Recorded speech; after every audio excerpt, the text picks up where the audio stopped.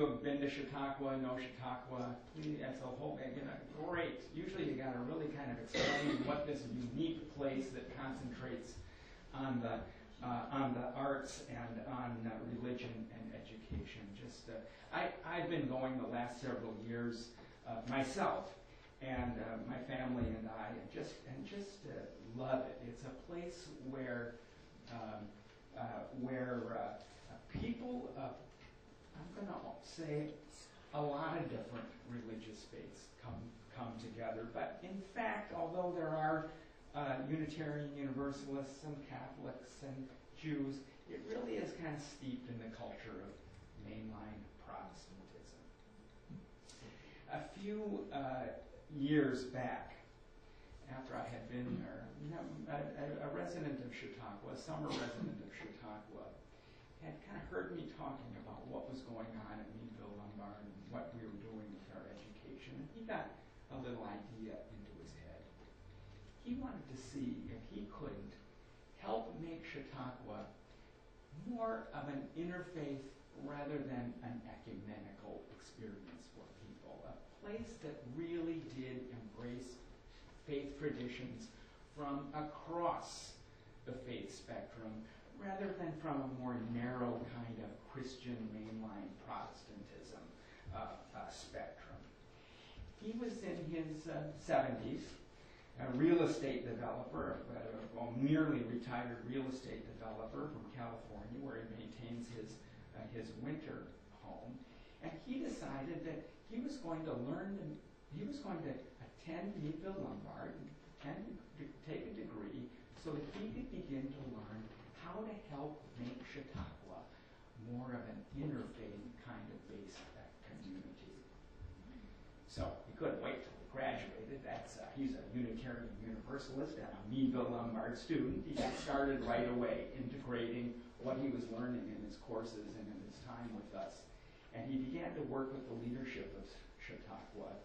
And he believed that he knew the first incremental step to take with that organization, and for them began developing what became known last year as the Chautauqua Dialogues. Based on his work, he was able to put together discussion groups, a dozen or more discussion groups, every week in which people of different faiths came together to discuss some of the religious issues that had been presented that week from their own faith perspective. A completely different thing than had ever been tried there before. Just got an email from him a couple of days ago where he's saying, next year, in an even more profound way, the ink hasn't been signed, so I can't tell you exactly what it is, but I'm telling you that it's a next step on making that place more representative of Unitarian Universalist values and ideals. And how did it happen? It happened because a Unitarian Universalist saw it as his job to take to the world these values that we share. They don't know him as a Unitarian Universalist. They could care less. But he's changing the face of that place. And he's making it a place that is more reflective of the way that you and I see the world. So now let me finish by saying, I'm not finished. And what I mean by that is that, you know what, the seminary is never going to be finished. People feel now that you've moved and you've put, you and the faculty have put this new educational model into practice. How do you feel now that you've solved some of the financial issues that are endemic to seminary? And I say, now we need to be thinking and making sure that nobody single problem.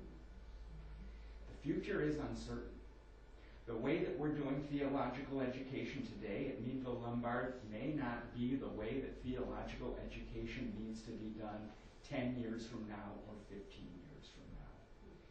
If our latest moves are going to be successful in any way, it will be with the understanding that we're a nimble institution, one that can continue to respond to what is next on the religious landscape.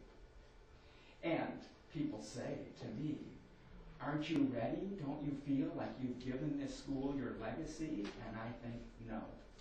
The legacy will be if people see the times they are changing and the response needs to be a response for these times, in this day, for Unitarian Universalism, wherever it may go. Thank you for asking me to be here with you. Thank you, V. I appreciate it very much. You did an absolutely perfect job. And Joyce? Both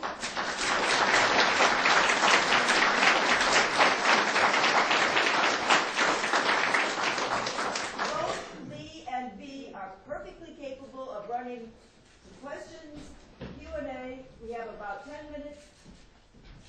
Carry on. I want to say, let me introduce the questioner too.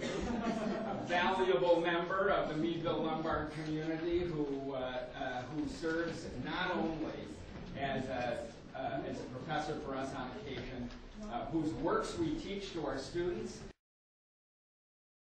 in the school, and I can guarantee you he's not a shill in the audience. I grew up, Lee, much as you did, born Universalist, high school, college, seminary, lockstep, and then seminary at Theological School at St. Lawrence University. We lived together, we ate together, we did everything as a community, all in that one little town, all going out to churches to preach and do RAs and contrast that with the Touchpoint program. How are the ministers created, formed from these two different models going to be different? Are there going to be differences from the Touchpoint style as opposed to our old-fashioned style of being together in one community, interacting in a very intimate kind of way? Well, I think that the new ministers have shown that they're much more adaptable than I was. They're much more able to deal with uncertainty than I was. I mean, I knew exactly how things were going to unfold. And guess what? They didn't unfold this way, the way that I presumed they would. One thing I think is important that you say is that dimension, and they call it the community of discourse, and what Richard was referring to is those times when students are together, just engaging in those late night sessions, being engaged in each other's lives, how important that is to the formation of a minister of our generation. It's still important to the current generation. It is, however, carried out in a different way. It's carried out more intentionally. I'll give you, and it's carried out over the miles, not just over the miles, but often over the miles. I'll give you an example. There was a young woman who was a president scholar, and which meant that she received a full scholarship from us, and she lived way in northern Minnesota, and she came down for her very first time in Chicago, although her class had been meeting over phone for some time. And she came in and she said, Lee, I've got to tell you something. I haven't told anybody else at school this, but I'm pregnant and I'm really excited, and don't worry, it's not going to interfere with me being able to continue my studies. And she said, I haven't told anybody, she said, except I told my cohort group. And I just feel so close to those people, it didn't really feel right not to tell them. She'd never met one of them face to face, and yet she felt so close to them. That's the experience. And the whole standard for theological education around residency has changed in light of that kind of experience, which is replicated over and over. It's a great question. Thank you. Yes, Aaron. Thank you very much for your talk. I had a consideration for you. So it seems to me that for Unitarian Universalism to succeed, we need talented, dedicated ministers and also talented, dedicated lay people. I wonder what you think about the best way to educate lay leaders in the UU congregations to understand their job, to do a better job, to be able to work with congregations and with ministers more effectively. Well, I think, I just think you've hit the nail on the head. I mean, it's a joint proposition. And, here's one of the things that I want to tell you about our school. Now that we have just moved through this phase, we're now starting to think, and we think we're probably a good year plus about, okay, we know who we are. We've got a lot of expertise in how we provide this education and the resources of our seminary. Now the question is, how do we extend those resources to Unitarian Universalism and beyond? So I think that one of the things that we're going to be doing over the next year is looking at how we can provide some of these resources and what I would call these dispositions to our lay leaders as well as we can to our ministers. I will say this. It's not an easy there's not going to be an easy answer to this. And the reason I say that is that what I consider to be the best resource for this kind of thing, which is us, what a coincidence, we have so many kinds of limitations based on the accountabilities that we have. So, for instance, most lay leaders are used to going to a workshop and paying, $100 for a day or $200 for a weekend or something like that. Economically, it's so difficult for us to maintain a faculty, keep our accreditation, keep our government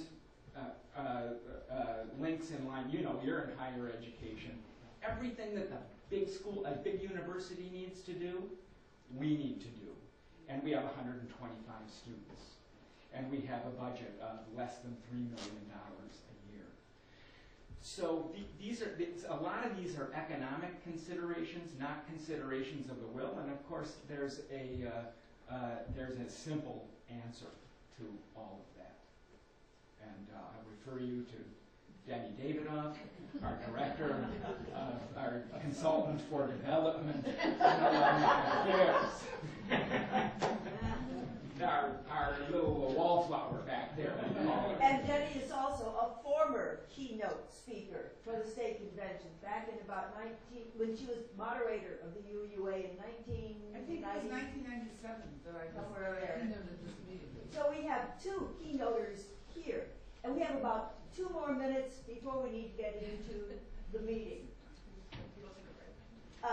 There are 2 restrooms downstairs and 1 off hallway. Yes, sir. One You downstairs. mentioned about the 20% spiritual, not religious. But as you said, there's a great need for the people that are religious that can turn into members. I don't think I heard an answer to that. How, as a lay leader and minister, how do we convert those people over? Well, it depends on what we're trying to convert them to. I mean, the first thing is to accept them for who they are. They're never going to come into a church building, no matter how great the preaching is, no matter how great the music is, no matter how neon the sign is. So that's the first thing. So what we have to do is devise ways to reach out to them, to find them, to intersect them. The answer is going to be in technology, in innovation, in new kinds of worshipful practices, and in rethinking church. Now, one of the things that I want to tell you is that the answer is going to come out of this next generation. And when V was talking about taking my course, we actually have students, before they matriculate, we ask them to kind of try on a class. Class is ministry in the post-denominational age. And you should see the creativity that these students are bringing in thinking about the future. The one thing it's going to require is what I want to say, is the ability for us, and we're not very good at this, for making mistakes and for not succeeding. We need to try a whole bunch of different things.